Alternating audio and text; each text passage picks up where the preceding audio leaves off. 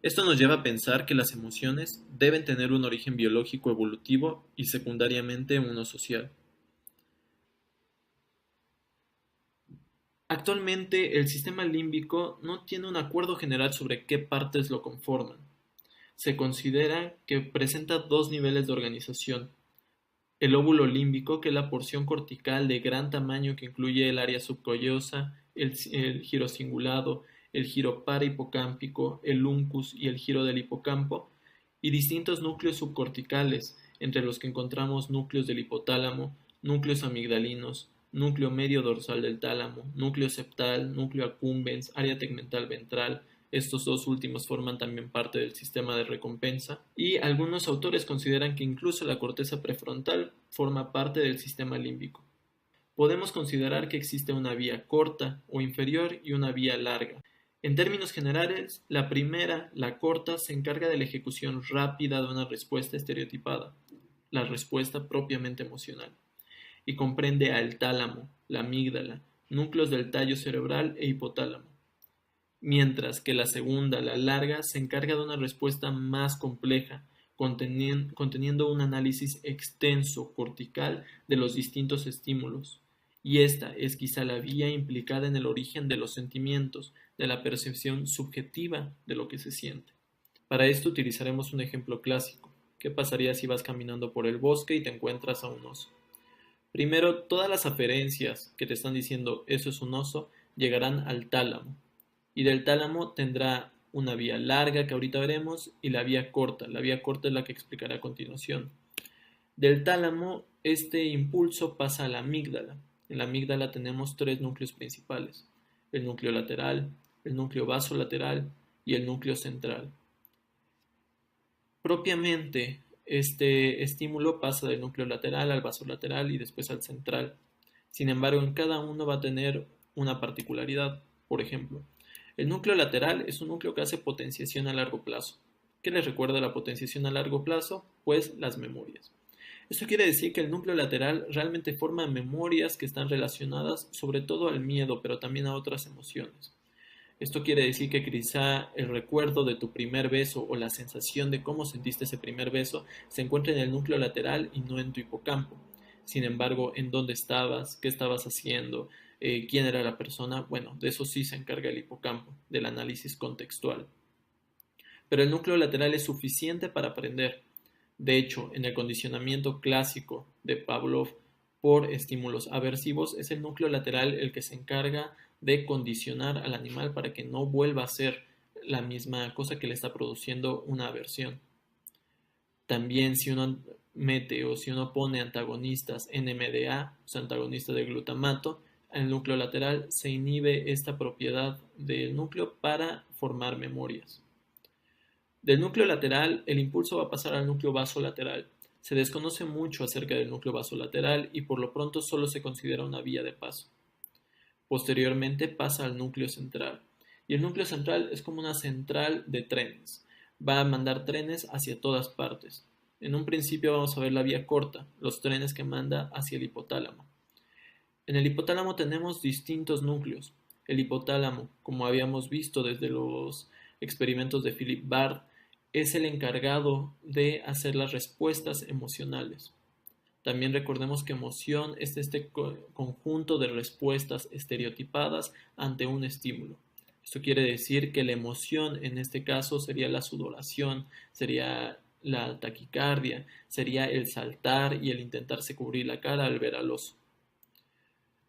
Para formar toda esta respuesta estereotipada requerimos de distintos núcleos con distintas funciones. El núcleo paraventricular del hipotálamo libera CRH.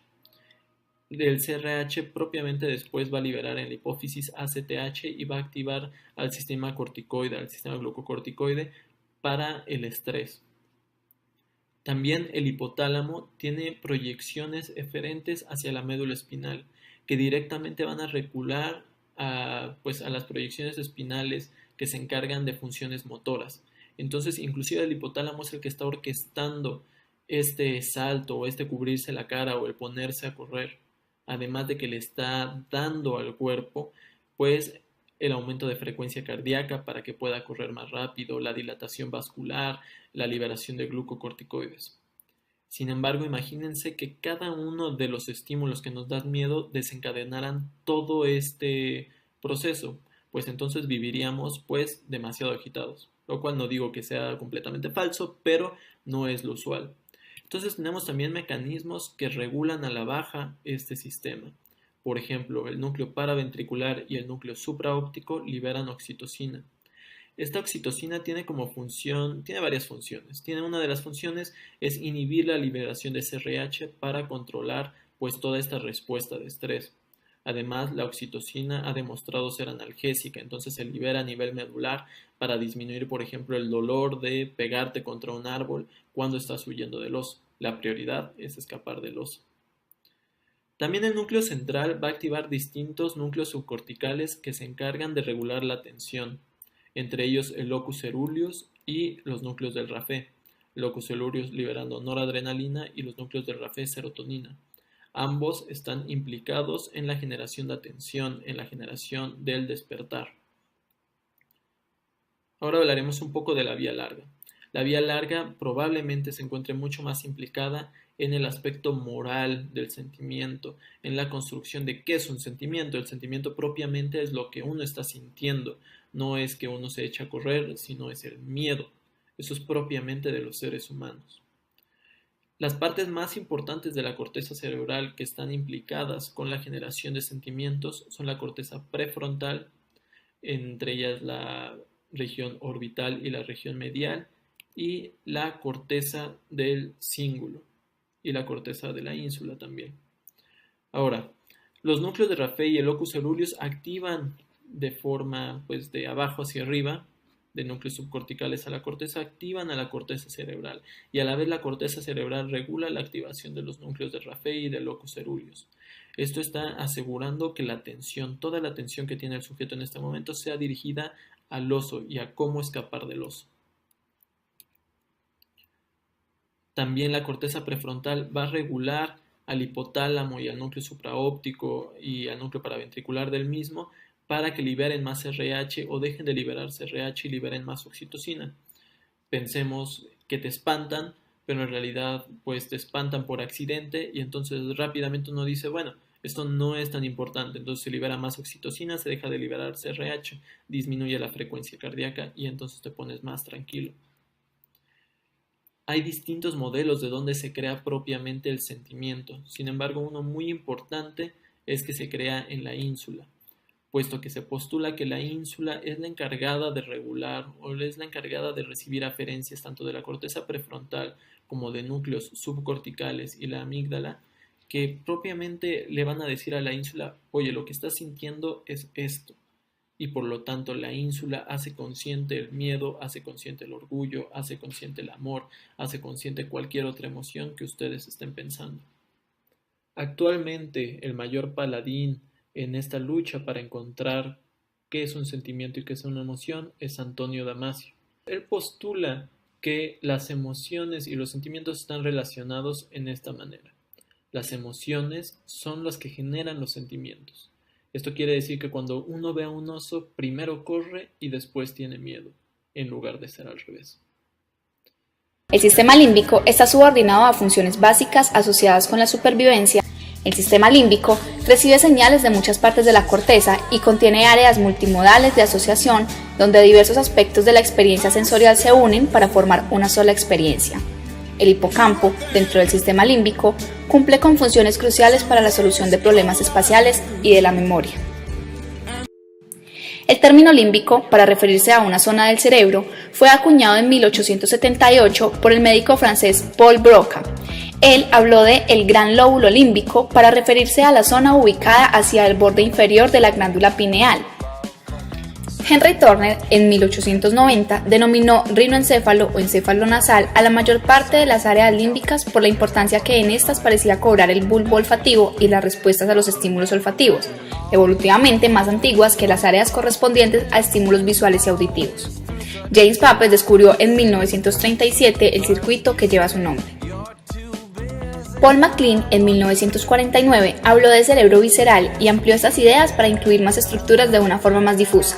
En 1952 surge la denominación cerebro límbico y sistema límbico, así como paralelamente las de cerebro reptiliano o cerebro reptílico, que MacLean hipotetiza como precedente del límbico, e incluso cerebro paleomamífero.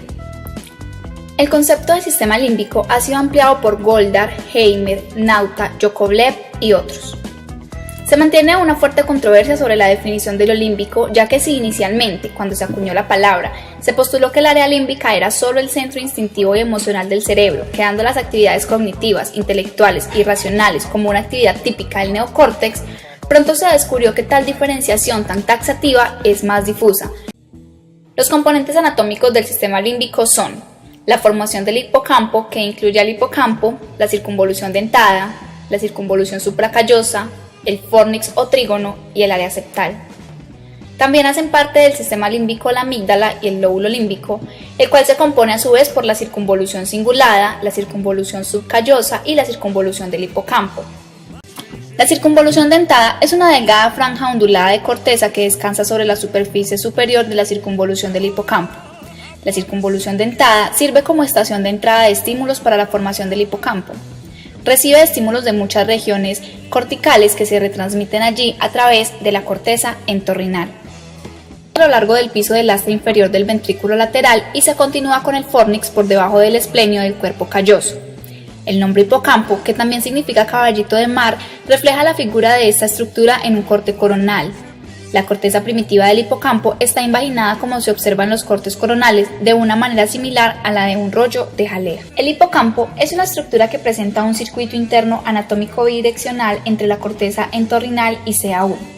El hipocampo, por medio de sus conexiones, envía y recibe información de zonas muy relacionadas con el procesamiento de la información emocional, como la amígdala, el córtex prefrontal o la corteza singular. Hoy en día se ha visto que el hipocampo está más relacionado con procesos de aprendizaje y memoria que de procesamiento emocional. El fornix es un tracto de fibras blancas con forma de arco que se extiende desde la formación del hipocampo hasta el diencéfalo y el área del septo. Lleva algunos axones aferentes hacia el hipocampo y constituye la principal vía eferente desde el mismo. El área septal se localiza en posición anterior al hipocampo, formando la pared medial del ventrículo lateral.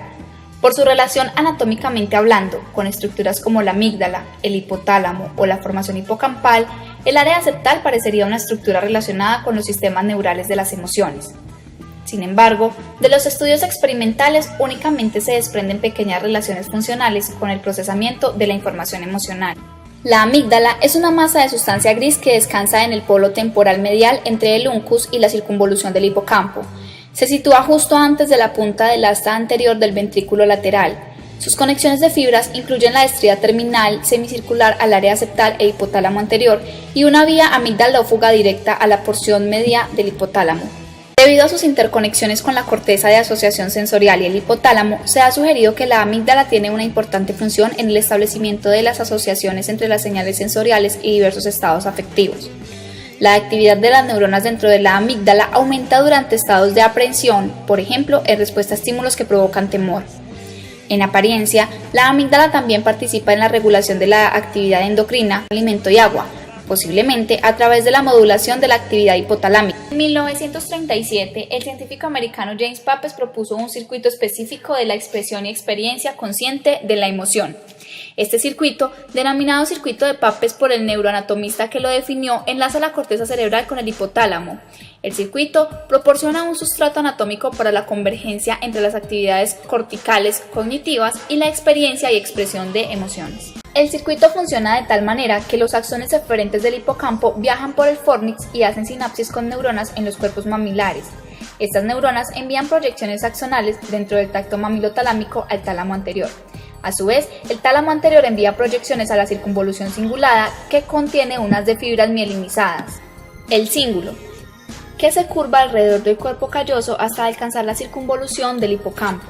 Las regiones hipotalámicas asociadas con patrones típicos de conducta como alimentación, bebida, conducta sexual y agresión reciben señales de las estructuras del sistema límbico, en especial de los complejos amigdalino y septal. Las lesiones en estas áreas pueden modificar, inhibir o desatar estos comportamientos. Por ejemplo, las lesiones en la amígdala lateral inducen ingesta irrestricta de alimentos, en tanto que aquellas en la amígdala medial producen anorexia. Afectada de la amígdala en seres humanos puede causar temor, ansiedad o ira y agresión. La amigdalectomía, que en algunos casos se ha llevado a cabo para suprimir estos rasgos antisociales en los pacientes, a veces conlleva hipersexualidad como consecuencia. Los pacientes con daño bilateral al hipocampo pueden mostrar una profunda amnesia anterógrada, en la que no pueden establecer nuevos recuerdos a largo plazo. Esta falta de almacenamiento de memoria también está presente en pacientes con interrupción bilateral de los fórnices.